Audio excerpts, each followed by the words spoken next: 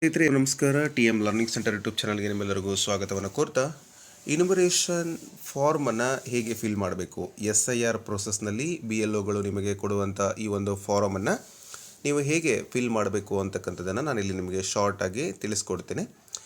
ಬಹಳ ಜನಕ್ಕೆ ಇದ್ರ ಬಗ್ಗೆ ಕನ್ಫ್ಯೂಷನ್ ಇದೆ, ಆ ಒಂದು ಫಾರ್ಮನ್ನು ಫಿಲ್ ಮಾಡ್ತಕ್ಕಂಥದ್ದು. ಸೊ ನಿಮಗೇನಾದರೂ ತುಂಬಾ ಕನ್ಫ್ಯೂಷನ್ ಇದ್ದರೆ, ನೀವು ಮತದಾರರ ಪಟ್ಟಿಯಲ್ಲಿ ನಿಮ್ಮ ಹೆಸರು ಇದ್ದರೆ, ಸೊ ಅದನ್ನು ನೀವು ತುಂಬಬೇಕಾದ್ರೆ ಬಹಳ ಮುಖ್ಯವಾಗಿ ನಿಮ್ಮ BLO ಅವರ ಸಹಾಯವನ್ನು ತಗೋಬೇಕು. ಯಾಕೆ ಅಂತ ಹೇಳಿದರೆ, ಇಲ್ಲಿ ತುಂಬತಕ್ಕಂಥ ಮಾಹಿತಿಗಳಲ್ಲಿ ಮೇಯ್ನ್ ಇರ್ತಕ್ಕಂಥದ್ದು 2002ರಲ್ಲಿ ಅಂದರೆ 2002ರ ಒಂದು ಮತಪಟ್ಟಿಯಲ್ಲಿ ನಿಮ್ಮ ಹೆಸರಿದ್ದರೆ ಸೆಲ್ಫ್ ಅಂತ ಆಗುತ್ತೆ. ಅಥವಾ ನಿಮ್ಮ ತಂದೆ ಅಥವಾ ತಾಯಿ ಅಥವಾ ನಿಮ್ಮ ರಿಲೇಷನ್ ಇತ್ತು ಅಂದರೆ ನಿಮ್ಮ ತಂದೆ ಅಥವಾ ತಾಯಿಯ ಒಂದು ಹೆಸರಿದ್ದು ನಿಮ್ಮ ಹೆಸರು ಇರಲಿಲ್ಲ ಅಂತ ಹೇಳಿದರೆ, ಅಂದರೆ ನೀವು ಅಂಡರ್ 40 ಏಜ್ ಇದ್ರಿ ಅಂದರೆ ನೀವು ಸೆಲ್ಫ್ ಪ್ರಾಜನಿಯಲ್ಲಿ ಬರ್ತೀರಾ. ಅಂದರೆ ಸಂಬಂಧಿಕರಿಗೆ ನಿಮ್ಮನ್ನು ಮ್ಯಾಪ್ ಮಾಡಿರ್ತಾರೆ. ಆ ಒಂದು ಮಾಹಿತಿಯಲ್ಲಿ ನೀವು ಆ ಒಂದು ಮತದಾರರ ಒಂದು ಮತಕ್ಷೇತ್ರದ ಒಂದು ನಂಬರು ಮತ್ತು ನಿಮ್ಮ ಒಂದು ಭಾಗದ ಸಂಖ್ಯೆ ಹಾಗೂ ನಿಮ್ಮ ಕ್ರಮ ಸಂಖ್ಯೆ ಬೇಕು. ಸೊ ಅದೆಲ್ಲವೂ ಕೂಡ ಈಗ ಆಲ್ರೆಡಿ ಅವರು ಮ್ಯಾಪ್ ಮಾಡಿರ್ತಾರೆ.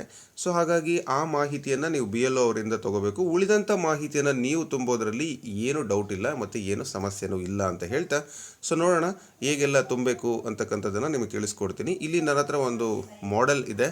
ಈ ಮಾಡೆಲ್ ಪ್ರಕಾರ ನಿಮಗೆ ಮೊದಲೇ ಇಲ್ಲಿ ನೋಡ್ಬೋದು, ನಿಮ್ಮ ಒಂದು BLO ಅವರ ಹೆಸರು ಮೊದಲೇ ಅಲ್ಲಿ ಪ್ರಿಂಟ್ ಆಗಿರುತ್ತೆ, ಅವರ ಫೋನ್ ನಂಬರ್ ಇರುತ್ತೆ. ಹಾಗೆ ಒಂದು ನಿಮ್ಮ ಒಂದು ಮತದಾರರ ಪಟ್ಟಿಯ ಯಾರ ಒಂದು ನಾವು ಫಾರಮನ್ನು ತುಂಬ್ತಾ ಇದ್ದೀವಿ ಅವರ ಒಂದು ಫೋಟೋ ಕೂಡ ಬಂದಿರುತ್ತೆ. ಇಲ್ಲಿ ಹೊಸ ಫೋಟೋವನ್ನು ನಾವಿಲ್ಲಿ ಪೇಸ್ಟ್ ಮಾಡಬೇಕಾಗತ್ತೆ. ಒಂದು QR ಕೋಡ್ ಕೂಡ ಇರುತ್ತೆ ಮತ್ತು ಎಲ್ಲ ಒಂದು ಡೀಟೇಲ್ಸು ಪ್ರಿಂಟ್ ಆಗಿರುತ್ತೆ. ಇನ್ನು ಅದರ ಕೆಳಗಡೆ ಬಂತು ಅಂದರೆ ಇಲ್ಲಿ ಈ ಒಂದು ಮಾಹಿತಿ ಏನಾಗಿದೆ ಅಂದರೆ ಮೊದಲೇ ಕೊಟ್ಟಿದ್ದಾರೆ, ಬಟ್ ಅಲ್ಲಿ ಇವಾಗ ನಮಗೆ ಕೊಟ್ಟಿರುವಂಥ ಫಾರಮಲ್ಲಿ ಈ ಮಾಹಿತಿ ಲಾಸ್ಟಲ್ಲಿದೆ. ಅಂದರೆ ಅದು ಮತದಾರರ ಈ ಒಂದು ಫಾರಮ್ ಫಿಲ್ ಮಾಡ್ತಕ್ಕಂಥವರ ಒಂದು ಡೀಟೇಲ್ಸು. ಅದಕ್ಕಿಂತ ಮುಂಚೆ ಏನು ಮಾಡಬೇಕಪ್ಪ ಅಂದರೆ, ಅವರು 40 ವರ್ಷ ಮೇಲ್ಪಟ್ಟಿರೋರಾಗಿದ್ದರೆ, ಇಲ್ಲಿ ಸೆಲ್ಫ್ ಆಗಿದ್ದರೆ, ಅಂದರೆ ಅವರು 2002ರ ಮತದಾರರ ಪಟ್ಟಿಯಲ್ಲಿ ಅವರ ಹೆಸರು ಇತ್ತು ಅಂತ ಹೇಳಿದರೆ ಈ ಮಾಹಿತಿಯನ್ನು ಅವರು ಭರ್ತಿ ಮಾಡಬೇಕು. ನಾನಿಲ್ಲಿ ತೋರಿಸ್ತಾ ಇದ್ದೀನಲ್ಲ, ಅಲ್ಲಿ ಅವರ ಹೆಸರು ಅಂದರೆ ಅವಾಗಿದ್ದಂಥ ಹೆಸರು ಸೇಮ್ ಇರುತ್ತೆ, ಆಲ್ಮೋಸ್ಟ್ ಏನು ಅಂಥ ಚೇಂಜಸ್ ಇರೋದಿಲ್ಲ. ಅವರ ಹೆಸರು ಮತ್ತು ಅವಾಗ ಎಪಿಕ್ ಕಾರ್ಡ್ ನಂಬರ್ ಇದ್ದರೆ ಅದೇ ಎಪಿಕ್ ಕಾರ್ಡ್ ನಂಬರು ಮತ್ತು ಅವರ ತಂದೆಯ ಹೆಸರು, ನೆಕ್ಸ್ಟು ಅವರ ತಂದೆ ರಿಲೇಷನ್ಶಿಪ್ ತಂದೆ ಅಂತ ಬರೀತಕ್ಕಂಥದ್ದು, ಇನ್ನು ಯಾವ ಡಿಸ್ಟಿಕ್ಕು ಯಾವ ಸ್ಟೇಟು ಮತ್ತು ಅವಾಗಿನ ಒಂದು ಮತಕ್ಷೇತ್ರದ ಹೆಸರು, ಆ ಒಂದು ನಂಬರು, ಪಾರ್ಟ್ ನಂಬರು ಮತ್ತು ಸೀರಿಯಲ್ ನಂಬರು. ಇದು ಅವ್ರದ್ದನ್ನೇ 2002ರಲ್ಲಿ ಮ್ಯಾಪಿಂಗ್ ಮಾಡಿರ್ತೀವಲ್ಲ, ಅದನ್ನು ಸೆಲ್ಫ್ ಅಂತಕ್ಕಂಥದ್ದನ್ನು ಬರೀಬೇಕಾಗತ್ತೆ. ಇನ್ನು ನೀವು ಅಕಸ್ಮಾತ್ ನೀವು ಅಲ್ಲಿ ಆವಾಗ ಇರಲಿಲ್ಲ, ನಿಮ್ಮ ಏಜ್ ಕಡಿಮೆ ಇತ್ತು ಅಥವಾ ಆ ಒಂದು ಸಂದರ್ಭದಲ್ಲಿ ನೀವು ಮ್ಯಾಪಿಂಗ್ ಆಗಿಲ್ಲ ಅಂತ ಹೇಳಿದರೆ, ನೀವು ಈ ಒಂದು ಕಾಲಮನ್ನು ತುಂಬಬೇಕಾಗತ್ತೆ. ಅಂದರೆ ಸೆಲ್ಫ್ ಮಾಡ್ಕೊಂಡಿದ್ದರೆ, ಅಂದರೆ ನಿಮ್ಮ ತಂದೆಗೆ ಅಥವಾ ತಾಯಿಗೆ ಮ್ಯಾಪಿಂಗನ್ನು ಮಾಡಿರ್ತಾರಲ್ಲ, ಆವಾಗ ಅಲ್ಲಿ ನೀವು ಪ್ರೀವಿಯಸ್ಸಲ್ಲಿ ಯಾರಿಗೆ ಮ್ಯಾಪ್ ಮಾಡಿದರೆ ಆ ತಂದೆ ಅಥವಾ ತಾಯಿ ಹೆಸರು, ಅವರ ಎಪಿಕ್ ಕಾರ್ಡ್ ನಂಬರ್ ಇದ್ದರೆ ಇಲ್ಲ ಅಂದರೆ ನಡೆಯುತ್ತೆ. ಮತ್ತು ಅವರ ರಿಲೇಷನ್ನು, ಅಂದರೆ ನಿಮ್ಮ ತಂದೆಯ ತಂದೆ ಅಥವಾ ತಾಯಿಯ ಗಂಡ, ಅವರ ಒಂದು ರಿಲೇಷನ್ನು, ಅವರ ಒಂದು ರಿಲೇಷನ್ಶಿಪ್ ಏನು ಅಂತ, ಡಿಸ್ಟಿಕ್ಕು, ಸ್ಟೇಟು ಮತ್ತು ಅವರ ಒಂದು ಮತಕ್ಷೇತ್ರ ಮತ್ತು ಮತಕ್ಷೇತ್ರದ ನಂಬರು ಜೊತೆಗೆ ಪಾರ್ಟ್ ನಂಬರು, ಅವರ ಒಂದು ಕ್ರಮ ಸಂಖ್ಯೆ ಎಷ್ಟಿತ್ತು ಅಂತಕ್ಕಂಥದ್ದನ್ನು ಇಲ್ಲಿ ಫಿಲ್ ಮಾಡಬೇಕಾಗುತ್ತೆ. ಇದಾದ ನಂತರ ಇನ್ನು ಯಾರು ಈ ಒಂದು ಫಾರಮನ್ನು ತುಂಬ್ತಾ ಇದ್ದೀರಿ, ಮೊದಲೇ ಅವ್ರ ಫೋಟೋ ಪ್ರಿಂಟ್ ಆಗಿತ್ತಲ್ಲ, ಯಾರು ಫೋಟೋ ಹಚ್ತಾ ಇದ್ದೀರಿ ಅವರ ಒಂದು ಡೀಟೇಲ್ಸ್, ಡೇಟ್ ಆಫ್ ಬರ್ತ್ ಬರೀಬೇಕು. ಆಧಾರ್ ಕಾರ್ಡ್ ಆಪ್ಷನಲ್ ಕೊಟ್ಟಿದ್ದಾರೆ, ಇದ್ದರೆ ತುಂಬೋದು, ಇಲ್ಲ ಅಂದರೆ ಬಿಡ್ಬೋದು. Mobile number compulsory. ಅವರ ತಂದೆ ಅಥವಾ ತಾಯಿ ಹೆಸರು, ಅವರ ಒಂದು ಎಪಿಕ್ ಕಾರ್ಡ್ ನಂಬರ್, ತಾಯಿ ಹೆಸರು ಮತ್ತು ಅವರ ಎಪಿಕ್ ಕಾರ್ಡ್ ನಂಬರ್, ಗಂಡನ ಅಥವಾ ಹೆಂಡತಿ ಹೆಸರು, ಎಪಿಕ್ ನಂಬರ್ ಅನ್ನು ಬರೆದು ನೀವೇನು ಮಾಡಬೇಕಾಗತ್ತೆ, ಲಾಸ್ಟಲ್ಲಿ ಸಿಗ್ನೇಚರನ್ನು ಮಾಡಬೇಕಾಗತ್ತೆ. ಸರ್ ಇದನ್ನು ನಾನು ಬೇರೆ ಊರಲ್ಲಿದ್ದೀನಿ, ನಾನು ಮಾಡ್ಬೋದಾ? ಈಗ ನಾನು ಫಾರ್ ಎಕ್ಸಾಂಪಲ್ ನನ್ನೇ ತಗೊಳ್ಳಿ, ನಮ್ಮ ಒಂದು ಮತಕ್ಷೇತ್ರ ಬಂದು, ಸೊ ನಮ್ಮ ಮತಕ್ಷೇತ್ರ ಹಿರಿಯೂರು ವಿಧಾನಸಭಾ ಕ್ಷೇತ್ರ ಚಿತ್ರದುರ್ಗ ಜಿಲ್ಲೆಯಲ್ಲಿ ಬರುತ್ತೆ.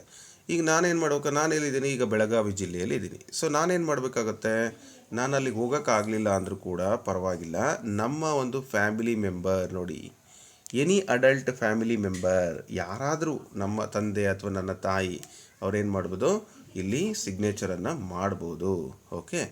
ಸೊ ನೆಕ್ಸ್ಟು ಅವರು BLO ಸಿಗ್ನೇಚರನ್ನು ಮಾಡ್ತಾರೆ. ಮೇಯ್ನ್ ಒಂದು ಫೋಟೋ ಕೊಡಬೇಕು. ಆ ಫೋಟೋವನ್ನು ಇಲ್ಲಿ ಸ್ಟಿಕ್ ಮಾಡ್ಕೊತಾರೆ, ಅಂದರೆ ರೀಸೆಂಟ್ ಫೋಟೋ ಏನಿದೆಯಲ್ಲ ಆ ಫೋಟೋವನ್ನು ಅವರು ಪೇಸ್ಟ್ ಮಾಡ್ತಾರೆ. ಇದೇ ಭಾಳ ಇಂಪಾರ್ಟೆಂಟಾಗಿ ಬೇಕಾಗಿರುವಂಥ ಮಾಹಿತಿ. ಆಮೇಲೆ ನಿಮ್ಮ ಮನೆಗೆ ಅವರು ಬಂದಾಗ ಮಾಹಿತಿಯನ್ನು ಸರಿಯಾಗಿ ಕೊಟ್ರಿ ಅಂತ ಹೇಳಿದರೆ ಕರೆಕ್ಟಾಗಿ ತೆಗೆದುಕೊಂಡು ಹೋಗ್ತಾರೆ. ಆಮೇಲೆ ಮೊದಲನೇ ಹಂತದಲ್ಲಿ ನಮ್ಮ ಬಿ ಎಲ್ ಒಗಳಿಗೆ ಕ್ರಮ ಸಂಖ್ಯೆ 1ರಿಂದ 500ರವರೆಗಿನ ಒಂದು ಇನಮರೇಷನ್ ಫಾರಮನ್ನು ಕೊಟ್ಟಿದ್ದಾರೆ. ಇನ್ನು ಒಂದು 15 ಡೇಸ್ ಅಲ್ಲಿ ಇನ್ನೊಂದು 15 ದಿನ ಅಥವಾ 2 ವಾರಗಳಲ್ಲಿ 501ರಿಂದ ಉಳಿದಂಥ ಎಲ್ಲ ಒಂದು ಏನು ಜನರ ಮತಪಟ್ಟಿಯಲ್ಲಿ ಹೆಸರಿರ್ತಕ್ಕಂಥವರ ಒಂದು ಇನ್ಯುಮರೇಷನ್ ಫಾರ್ಮನ್ನು ಕೊಡ್ತಾರೆ. ಹಾಗಾಗಿ ಅಯ್ಯೋ ನಮ್ಮ ಮನೆಗೆ ಒಬ್ರದ್ದು ಕೊಟ್ಟಿದ್ದಾರೆ ಒಬ್ರದ್ದು ಕೊಟ್ಟಿಲ್ಲ ಈ ರೀತಿ ಆತಂಕ ಪಡುವಂಥದ್ದು ಏನಿಲ್ಲ. ಖಂಡಿತ ನಿಮಗೆ ಯಾರಿಗೂ ಏನೂ ಸಮಸ್ಯೆ ಆಗೋದಿಲ್ಲ. ಯಾರೆಲ್ಲ ಭಾರತದ ಪ್ರಜೆ ಆಗಿದ್ದೀರಿ, ಯಾರೆಲ್ಲ ನೀವು ಅಂದರೆ ಕರ್ನಾಟಕದಲ್ಲಿ ಹುಟ್ಟಿ ಬೆಳೆದಿದ್ದೀರಿ ಅವ್ರಿಗೆ ಏನೂ ತೊಂದರೆ ಆಗೋದಿಲ್ಲ. ಭಯ ಆತಂಕ ಬೇಡ. ಸರಿಯಾಗಿ ಒಂದು ಮಾಹಿತಿಯನ್ನು ಕೊಡಿ ಅಷ್ಟೇ, ಓಕೆನಾ. ಮತ್ತು ಅವರಿಗೆ ನೀವೆಷ್ಟು ಬಿ ಎಲ್ ಒಗಳಿಗೆ ಕೋಆಪ್ರೇಷನ್ ಮಾಡ್ತೀರಿ ಅದು ನಿಮ್ಮ ಒಂದು ಸೇಫ್ಟಿನೂ ಆಗುತ್ತೆ ಮತ್ತು ಅವ್ರಿಗೂ. ಅಂದರೆ ಅವ್ರಿಗೆ ಬಂದಾಗ ಫೋಟೋ ಇಲ್ಲ ರೀ, ನಾವು ಫೋಟೋ ಪ್ರಿಂಟ್ ಹಾಕ್ಸಂಗಿಲ್ಲ, ಈ ಥರದ್ದೆಲ್ಲ ಒಂದು ಮಾಹಿತಿ ಕೊಡೋದು, ಅಥವಾ ನಾವು ಇಲ್ಲಿ ದುಡಿಯೋಕೆ ಹೋಗಿದ್ದೀವಿ ರೀ, ನಾವು ಅಲ್ಲಿದ್ದೀವಿ ರೀ, ಇಲ್ಲಿದ್ದೀವಿ ರೀ, ಇಂಥವೆಲ್ಲ ಮಾಡೋದು ಬೇಡ. ಅವರಿಗೆ ಕರೆಕ್ಟಾಗಿ ಒಬ್ಬರಾದರೂ ನಿಮ್ಮ ಒಂದು ಕುಟುಂಬದಲ್ಲಿ ಮಾಹಿತಿಯನ್ನು ಕೊಡುವಂಥ ಕೆಲಸವನ್ನು ಮಾಡಿ. ಸೊ ಯಾವುದೇ ಪ್ರಾಬ್ಲಮ್ ಇರೋದಿಲ್ಲ. ನಿಮ್ಮ ಒಂದು ಪೌರತ್ವ ನಿಮಗೆ ಉಳಿಯುತ್ತೆ. ಇಲ್ಲ ಅಂದರೆ ಪೌರತ್ವ ಮತ್ತೆ ಪ್ರಶ್ನೆ ಮಾಡಿ ನಿಮಗೆ ಪೌರತ್ವ ಕೊಡ್ತಾರೆ. ಅಂದರೆ ಮತ್ತೆ ಅವರು ಕರೆಸ್ತಾರೆ ಆಫೀಸಿಗೆ, ಅಲ್ಲಿ ನಿಮಗೆ ಮಾಹಿತಿಯನ್ನು ಕೇಳ್ತಾರೆ. ಆವಾಗ ಮತ್ತೆ ಅಲ್ಲಿ ಒಂದಷ್ಟು ಜನನ ಕರೆದು ಪಂಚನಾಮೆ ಎಲ್ಲ ಮಾಡ್ತಾರೆ. ಆಗ ಹಂಗೂ ನೀವು ಈ ಊರಿನರಲ್ಲ, ನೀವು ನಮಗೆ ಸಂಬಂಧನೇ ಇಲ್ಲ ಅಂತ ಯಾರಾದರೂ ಹೇಳಿದರೆ ಮಾತ್ರ ನಿಮ್ಮ ಒಂದು ವೋಟ್ ಡಿಲೀಟ್ ಆಗುತ್ತೆ. ಇಲ್ಲ ಅಂದರೆ ಡಿಲೀಟ್ ಆಗಲ್ಲ. ಹಂಗೇನೆ ಹೆದರ್ಕೊಳ್ಳೋ ಅಂಥ ಅವಶ್ಯಕತೆ ಇಲ್ಲ. ಐ ಥಿಂಕ್ ಇದು ನಿಮಗೆ ಅರ್ಥ ಆಗಿದೆ ಅಂದ್ಕೊಳ್ತೀನಿ. ಮತ್ತು ಈ ಫಾರಮನ್ನು ಏನು ಮಾಡಬೇಕು, ಒಂದು ಫಾರಮನ್ನು ನೀವು ಇಟ್ಕೋಬೇಕು, ತುಂಬಿರೋವಂಥ ಫಾರಮನ್ನು ಇನ್ನೊಂದು ಫಾರಮನ್ನು ಬಿ ಎಲ್ ಒ ಅವರಿಗೆ ಕೊಡಬೇಕು. Okay. So B L O ಅವ್ರ ಕಡೆ ತೊಗೊಂಡೋಗಿದ್ದು ಅವ್ರು ಏನು ಮಾಡ್ತಾರೆ, ಸ್ಕ್ಯಾನ್ ಮಾಡಿ ಅಪ್ಲೋಡ್ ಮಾಡ್ತಾರೆ. ಒಂದು ಫಾರಮ್ ನಿಮ್ಮ ಕಡೆ ಇರುತ್ತೆ, ಮುಂದೆ ಏನಾದರೂ ರೆಫರೆನ್ಸಿಗೆ ನಿಮಗದು ಬೇಕಾಗುತ್ತೆ. ಓಕೆ, ಧನ್ಯವಾದಗಳು. ಏನಾದರೂ ಡೌಟ್ ಇದ್ದರೆ ಕಮೆಂಟ್ ಸೆಕ್ಷನಲ್ಲಿ ಕಮೆಂಟ್ ಮಾಡಿ, ನಾನು ನಿಮಗೆ ಆನ್ಸರನ್ನು ತಿಳಿಸ್ಕೊಡೋ ಪ್ರಯತ್ನ ಮಾಡ್ತೀನಿ. ಮತ್ತು ಫಾರಮ್ ಕನ್ನಡದಲ್ಲಿ ತುಂಬಬೇಕಾ ಇಂಗ್ಲೀಷಲ್ಲಿ ತುಂಬಬೇಕಾ ಅಂದರೆ ನಿಮ್ಮ ಫಾರ್ಮೆಟ್ ಕನ್ನಡದಲ್ಲೇ ಇರುತ್ತೆ ಅಥವಾ ಇಂಗ್ಲೀಷಲ್ಲಿರುತ್ತೆ. ಯಾವುದೇ ಭಾಷೆಯಲ್ಲಿ ತುಂಬಿ, ತಪ್ಪಿಲ್ಲದೆ ತುಂಬಿ, ಬಟ್ ಕನ್ನಡ ಅಥವಾ ಇಂಗ್ಲೀಷ್. ಓಕೆ, ಧನ್ಯವಾದಗಳು.